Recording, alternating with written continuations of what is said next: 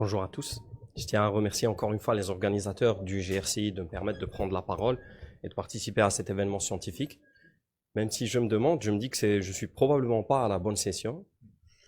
Ou peut-être que les organisateurs se sont dit, vu ce qu'il prévoit de faire, il a dû perforer, thromboser, état de choc, ECMO, il a dilaté la mitrale, et ce qui justifie que je me retrouve dans cette session. Je n'ai pas de conflit d'intérêt par rapport au thème que je vous présente aujourd'hui.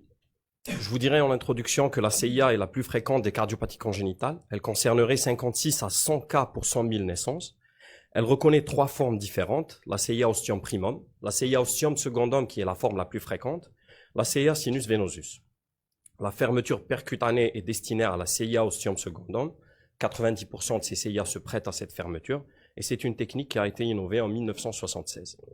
L'association d'une CIA à une interruption de la veine cave inférieure avec retour à zygos est rare, en général moins d'un cas pour 10 000 patients, et rend l'accès fémoral impossible. La veine jugulaire interne serait une alternative séduisante dans ces situations-là. Juste pour rappeler un petit peu l'histoire naturelle, on sait tous que les CIA ostium primum et sinus venosus ont toujours un shunt significatif. Il n'y a aucune réduction de taille ou fermeture spontanée possible, et donc la fermeture est chirurgicale dans ces cas-là. Par contre, les CIA ostium secundum ont une significativité variable selon la taille du défect. La fermeture ou la réduction a été décrite dans des formes de CIA petites. L'indication de fermeture percutanée, selon les recommandations européennes, est de classe 1 en cas de CIA avec chaîne significative, dilatation des cavités droites sans HTAP. Elle est en classe 2A, ici, donc en cas de CIA avec suspicion d'embolie paradoxale.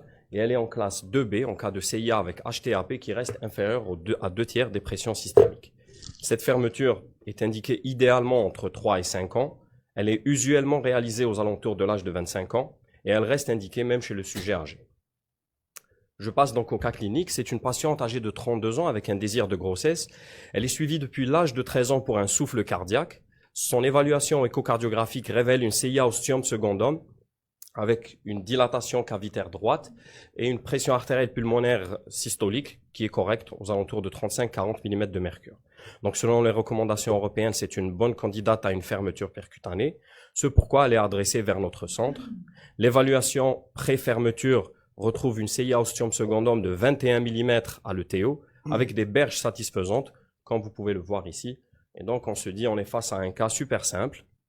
On décide d'aller en salle de cathétérisme sous anesthésie locale seulement, et donc ETT, on n'avait pas prévu de faire de contrôle de TO per procédural, et donc comme le veut la technique, on utilise une sonde multipurpose, on pique la veine fémorale droite, on essaye de faire passer un guide 0,35 vers le côté gauche, et la surprise, le guide monte, dessine une boucle comme vous pouvez le voir ici, redescend dans l'oreillette droite et traverse la CIA pour se retrouver à gauche.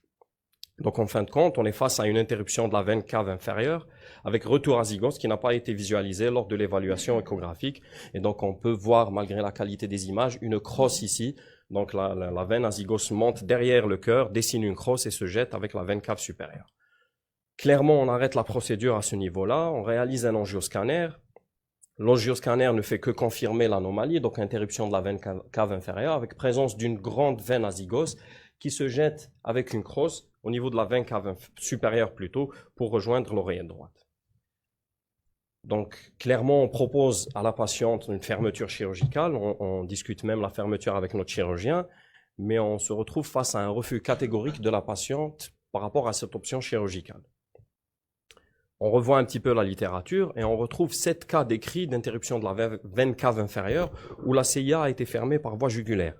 On contacte un petit peu nos seniors et surtout nos seniors en Europe et on a eu diverses réactions. Certains ont rigolé, d'autres nous ont un petit peu encouragés pour faire le cas.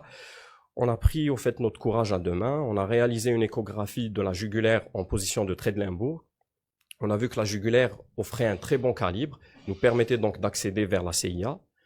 On revient en salle de cathétérisme un mois après, cette fois-ci sous sédation générale, donc on la contrôle en ETT et ETO.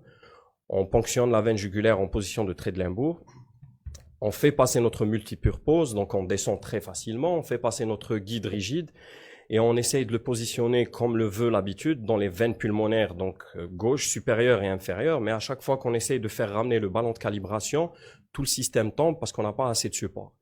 Et donc on se rappelle un petit peu de ce qu'on a lu sur les cas cliniques qui ont été décrits dans la littérature. et on décide donc de mettre le guide dans l'aorte descendante cette fois-ci. Donc, on traverse l'oreillette droite, la CIA, l'oreillette gauche, la mitrale, le ventricule gauche, la valve aortique, l'aorte ascendante, la crosse, et ensuite l'aorte descendante pour le petit rappel anatomique. Et donc, à ce moment-là, on a un support excellent qui nous permet de faire ramener notre ballon de calibration. Donc, on inflate, on mesure notre diamètre étiré, donc à l'échographie et en angiographie, on tombe sur une CIA de 24 mm.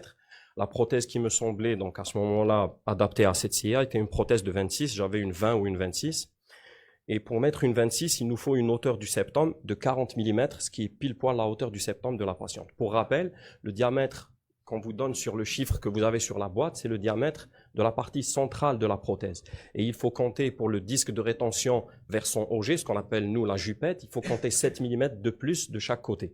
Donc pour une prothèse de 26, ça nous fait 26 plus 2 fois 7, ça nous fait, excusez-moi, 40 et pas 30. Ça, il faudra corriger avant de mettre le cas sur Internet, sinon on m'accusera de ne pas avoir fait mes mathématiques. Ensuite, donc, on prépare la prothèse, bien sûr, dans une cupule de sérum, sous purge, et on ramène la prothèse dans son système de délivrance. Et au fait, il faut savoir qu'on doit faire ça parce que les microbules qui persistent sur la prothèse en cas de largage, elles peuvent migrer dans la circulation gauche, et ça migre souvent dans la coronaire droite en position allongée. C'est la coronaire droite, l'ostium de la coronaire droite qui est situé vers le haut.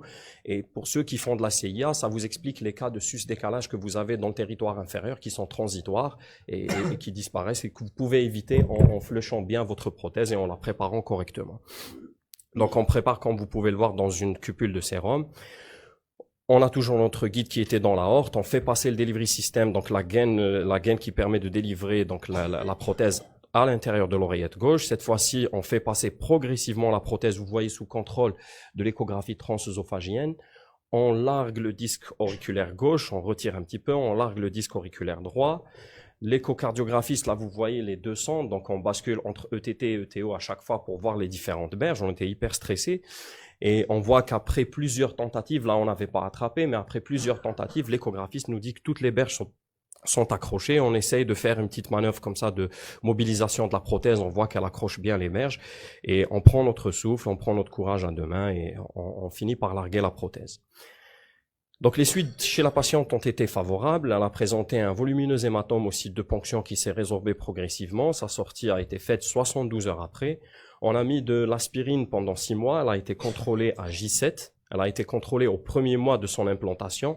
Son dernier contrôle remonte à 1 semaine, 10 jours, donc au 27 novembre, et la prothèse était toujours en place. On avait l'impression d'avoir une réduction de la taille des cavités droites. La réduction de la taille des cavités droites après une fermeture de CIA est décrite entre 3 et 6 mois. Donc, en conclusion de ce cas, je vous dirais qu'en cas d'interruption de la veine cave inférieure, ce n'est pas la fin du monde. La veine jugulaire interne reste une bonne alternative, une alternative raisonnable pour la fermeture. La ponction de la veine jugulaire est facilitée par la position de Treidlimbourg. Afin d'assurer une bonne angulation, mais surtout un support, il est préférable de mettre votre guide dans l'aorte descendante, ce qui va vous donner vraiment un support pour ramener votre matériel jusqu'à l'oreillette gauche. Le largage est effectué sous contrôle ETT et ETO. Et bien sûr, faites une gestion correcte du point de ponction, parce qu'après une procédure comme ça, c'est bête de perdre la patiente ou pour un hématome ou pour une complication de ce type. Et bien sûr, ne pas hésiter à faire vos procédures sous anesthésie générale, ça reste quelque chose de très simple.